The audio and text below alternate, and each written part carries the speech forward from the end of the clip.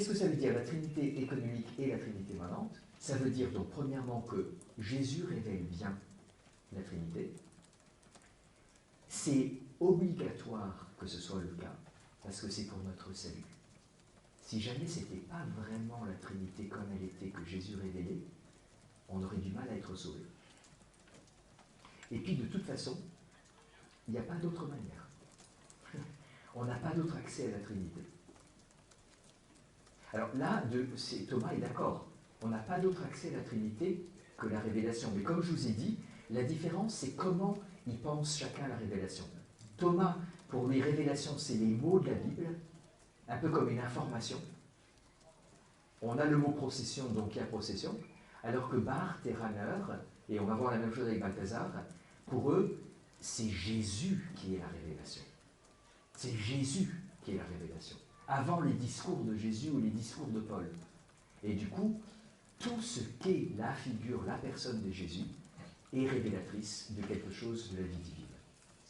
Alors par contre, là où Rahner est allé peut-être un peu trop loin, c'est quand il dit « et vice-versa ». Alors vous avez peut-être vu ça dans le cours au Centre-Sèvres. Rahner dit « la Trinité économique et la Trinité immanente ». Ça veut dire que... excusez-moi, encore une dernière explication. Pourquoi on peut dire que la Trinité économique, c'est la Trinité immanente, et la révèle justement, c'est que, qu'est-ce que c'est que la Trinité économique? C'est le Père éternel, et le Fils éternel, et l'Esprit éternel qui s'engagent dans l'histoire. Ce n'est pas autre chose.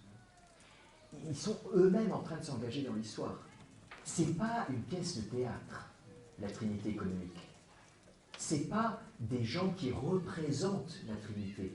C'est les mêmes personnes de la Trinité qui entrent dans l'histoire. Alors du coup, c'est normal que ce soit validé, que ce soit juste. Par contre, le problème, c'est quand Rahner dit vice-versa, c'est-à-dire quand il dit non seulement la Trinité économique dit vraiment la Trinité immanente, mais la Trinité immanente peut être dite équivalente à la Trinité économique. Le problème, c'est que ça risque de réduire la Trinité immanente à la Trinité économique. Et là, je ne sais plus qui m'a demandé si c'était encore analogique. Oui, c'est encore analogique. C'est-à-dire qu'il faut tenir que ce que l'on voit en Jésus-Christ, c'est juste, mais ça ne dit pas tout. Ça ne dit pas tout de Dieu. Ça n'épuise pas le mystère de Dieu.